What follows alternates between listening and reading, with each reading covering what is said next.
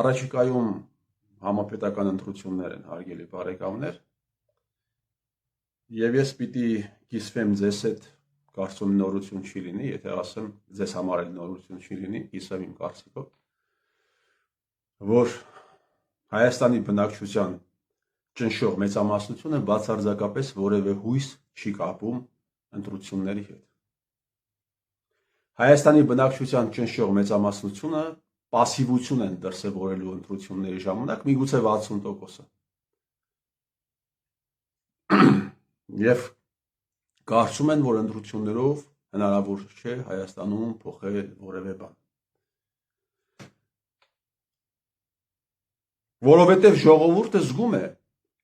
Որովհետև ժողովուրդը զգում է, որ իրեն խաբում են։ Որովհետև ժողովուրդը զգում է, որ իրեն խաբում է ոչ միայն Նիկոլ Փաշինյանը, այլ իրեն խաբում է Սամվել Կարապետյանը, իրեն խաբում է Ռոբերտ Քոչարյանը, իրեն խաբում է Գագիկ Ծառուկյանը, ես խոսում եմ ամենախոշոր բլոկների ղեկավարների մասին։ Ինչ որտեղ իրենց խաբում են, խաբեություն ասելով ես նկատի ունեմ ոչ միայն այն, որ փաստերը, իրական փաստերը դիտավորյալ խեղաթյուրվում են, այլ նաև իրականության մասին լռություն է տեղի ունենում։ Սա եւս խաբեություն է։ Պոլ Էկմանը իր հայտնի գրքում այսպես է սահմանել խաբեությունը։ Եվ մարդիկ դա տեսնում են, մարդիկ դա հասկանում են։ Ինչքան ուզում է ժողովրդին ձեր կողմնակիցներն անվանեն ժեղ, անասուն, թշկասեր եւ այլն, ժողովուրդը մեծ հաշվով ամեն ինչ տեսնում է ու զգում է, միգուցե չկարողանա իր զգացածը բացատրել ոսկեղենիկ հայերենով, բայց այնուամենայնիվ մարդիկ զգում են եւ մարդկանց դուք մի կդրեք ոչխարի տեղ։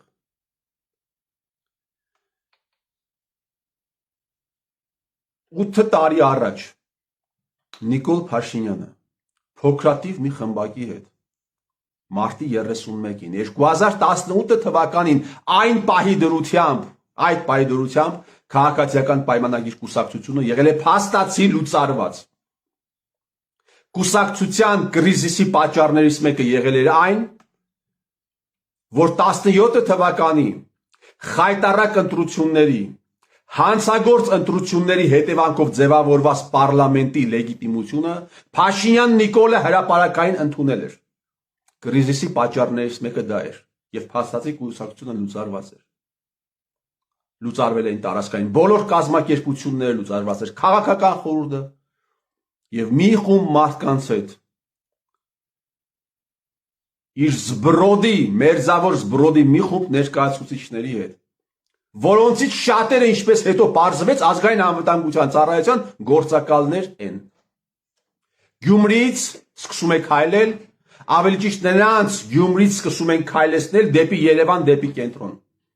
Ճանապարհին բազմաթիվ հանցագործություններ է իրականացնում, բազմաթիվ անկարգություններ է իրականացնում։ Ես քիչ առաջ գրեցի, կորտեժ է անցնում իրենց կողքով բարձրաստիճան պաշտոնյաների եւ բուկլետները փակում են կորտեժի դեմը, բարձր արագությամբ անցնելիս է լինում, փակում են դեմը եւ բուկլետները խփում են դիմապակուն մեքենաների։ Հələ հիմա որևէ մեկը հարգելի բարեկամներ, փակեք պաշտպանության նախարարի կամ կառավարության աշխատակազմի ղեկավարի կամ որևէ մարզպետի մեքենայի ընթացքը եւ նույն բանը արեք, տեսեք ձեզ հետ ինչ տեղի կունենա։ Գասպարյան Վովա, այս ինչ մի լիբերալ, ներողամիտ դու ոստիկան ես եղել, որ այդ հանցագործությունների վրա աչք ես փակել։ Գալու է մի օր եւ դու խոսես, թե ինչու ես Փաշինյան Նիկոլի իրականացրած, լավ չասեմ հանցագործություն, հանցագործության հետ զուգակցող անկարգությունների վրա աչք փակել։ Գալու է մի օր դու ասես, թե ով է քո ձեռքից բռնել, որպեսզի այդ թափառախմբի գյամերը քաշես։ Ով է քո ձեռքից բռնել։ Մտան ռադիոտուն, ավիրեցին ռադիոտունը։ Սերժ Սարգսյանին հարց են տալիս, ասում է, դե գիտեք ինչ կա, դա իրենք արել էին, որպեսզի մենք արձագանքենք, ինչ որ հեքիաթ է պատմում։ 8 տարի անց դեռ հեքիաթ է պատմում Գասպարյան Վովա։ Ով է քեզ արգելել իրականացնելու այդ քո ոստիկանությունը մարդակեր ոստիկանություն էր։ Շանթ Հարությունյանը բան չէր արել։ Տարակ տարիներով փագեցիկ պոլիփեդերը ձեռքերը վերցրած արժեքների հեղափոխություն էին իրականացնում 6 հոգով։ Տարակ տարիներով փագեցիկ մարդը մտնում է ռադիոտուն, բացարձակապես զերո արձագանք, որովհետև պլանավորած իշխանության կողմից, ազգային անվտանգության ծառայության կողմից պլանավորած տեղի էր ունենում իշխանության փոխանցում, մի մարդուց մյուս մարդուն կամ իշխանության փոխանցման իմիտացիա։ 2018 թվականին մայիս ամսին, մայիսի 9-ին ներողություն եմ խնդրում, 9-ին, երբ Փաշինյան Նիկոլը ներկայացնում է Արթուր Վանեցյանին ԱԱԾ աշխատակազմին, գեներալներին, գնդապետներին, ասում է շնորհակալություն եմ հայտնում Գյորգի Կուտոյանին, բառացի եմ ցիտում փողոցային շարժման ժամանակ հնարավորինս անելու համար։ Եվ հետո իշխանության արդեն, այսինքն այդ ընթացքում արդեն տեղի ունեցել իշխանության փոխանցման իմիտացիան, Սերժ Սարգսյանի մանկլավիկները, ազգային անվտանգության ծառայության տարբեր գործակալներ ստանում են բարձր պաշտոններ։ Ոչ մի իրավական հետևանք չի ունենում տարիներ շարունակ հանրապետական բանդայի ներկայացուցիչների գործունեությունը ոչ մի իրավական հետևանք չի ունենում։ Ասեմ ավելին, ավելի շատ են հիմա դրանք փող աշխատում, քան թե նախկինում աշխատել են։ Ավելի հանցավոր ճանապարհներով, քան թե նախկինում իրենք աշխատել են։ Նայեք գյուղապետերի աշխատանքը, նայեք մարզպետների աշխատանքը, նայեք քաղաքապետների աշխատանքը, գտեք կապերը, նայեք տենդերները, էլի նույն մարդիկ, նույն ընտանիքները, ու այս ամենը շարունակվեց այնքան ժամանակ, մինչև 2016 թվականի Քարորիայի հետ կապված հանձնաժողով ստեղծվեց, որը ղեկավարում էր Անդրանիկ Քոչարյանը, ով արդարացրեց Սերժ Սարգսյանին, քաղաքականապես արդարացրեց։ 19 թվականին Սերժ Սարգսյանի վրա գործ է հարուցվում, իմ հրապարակումից հետո գործ են հարուցում, իբրև թե մենք իրար հետ բացարձակապես կապեր չունենք, թեպետ գործը նախկինում գործը վաղուց էր պատրաստում, հա, Սերգեյ Կարապետյանին, Սերգո Կարապետյանին վաղուց էին ստիպում, որպեսզի Սերժի վրա ցուցմուկ տա, եւ հեղափոխական դատարանը արտարացնում է Սերժ Սարգսյանին։ Ու այս հանցագործությունները,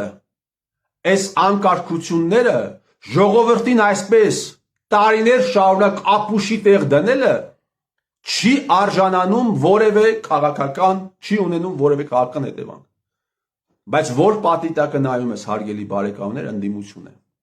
Որ պատիտակը նայում ես, հարգելի բարեկամներ, ազգը սիրող քաղաքացիներ են։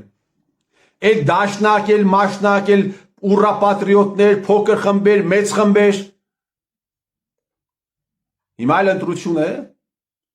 Ամեն ինչի մասին խոսում են, բացի այս հանցագործության մասին։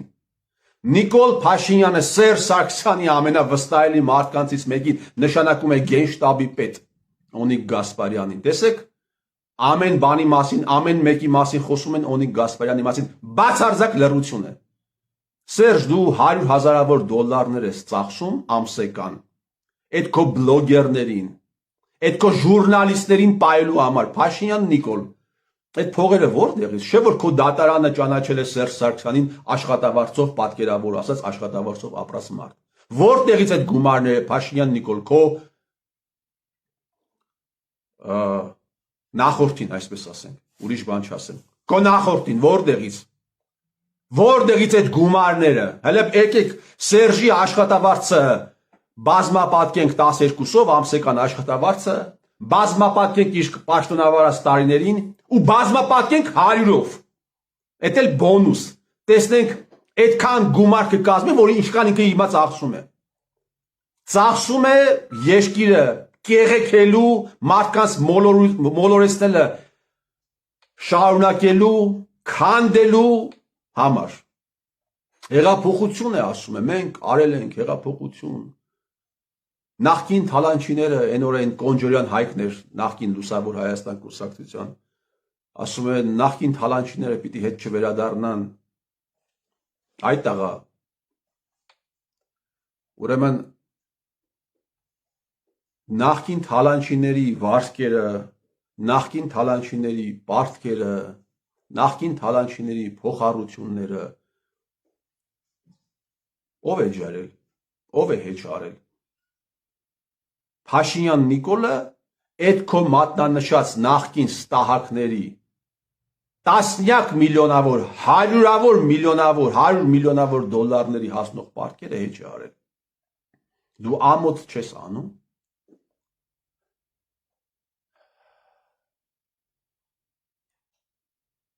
Մի խոսքով, հարգելի բարեկամներ, ու այս ամենը տեսնում է ժողովուրդը, այս ամենը շատ լավ հասկանում է ժողովուրդը, ու այս ամենը մերժում է ժողովուրդը։ Ունենք մի այնպիսի հանգրվան, որ իշխանությունը կամ Հայաստանի Հանրապետությունը եւ հայ ժողովուրդը իրար հակոտնյա են, իրար հետ բացարձակապես կապ չունեն։ Եվ դա է պատճառը, որ մարդկանց ճնշող մեծամասնությունը մերժում է ձեր կազմակերպած ցիրկը։ Եվ եթե որևէ մեկը ուզում է օգտագործել ընտրությունները ինչ որ մի բան փոխելու համար, իսկ այն պարտադիր պետք է օգտագործել։ Պետք է խոսել ազգի ժողովրդի հետ տեղի ունեցած ողբերգությունների, հանցագործությունների մասին շատ կոնկրետ անուններով, ազգանուններով, օրով, ժամով, որպեսզի այն 60%-ը, որպեսզի այն իներտ մասան, որը իր իներտությունը ունենալու բոլոր իրավունքները ունի, որպեսզի դուրս գա տնից եւ գա ընտրական տեղամասեր։ Այս թեմաներից պետք է խոսել։ Այս հանցագործությունների մասին պետք է խոսել։ Պատժի մասին պետք է խոսել, կատարած ոչրի եւ պատժի մասին պետք է խոսել։ Որևէ մեկին չի հետաքրքրում ոչ ձեր տնտեսական, ոչ ձեր անվտանգային, ոչ ձեր առողջապահության ոլորտի որևէ ռեֆորմ, մարդկանց հետաքրքրում է մի բան։ Մեծ հանցագործություն է տեղի ունեցել։ Այդ հանցագործությունները դուք ընդունում եք, որ տեղի ունեցել է։ Դուք այդ հանցագործներին դատարանի առաջ կանգնեցնելու եք, թե չեք կանգնեցնելու։ Ասա է հետաքրքրում մարդկանց։ Եվ ես վստահ եմ, եթե ձևավորվեն ուժեր, եթե առաջ կան լիդերներ, եթե հնարավորություն լինի, վստահորեն կարող եմ ասել, որ հայ ժողովրդի ճնշող մեծամասնությունը 80-90%-ը ընտրական տեղամասերում մերժելու է ստահակներին։ Իհարկե դա չի նշանակում իշխանափոխություն, դա դեռ չի նշանակում հեղափոխություն, որովհետև այս ստահակները կեղծել են եւ կեղծում են ընտրությունները։ Բայց 80-90% ձայն կեղծելը ամեն ռեժիմ չէ, որ կարող է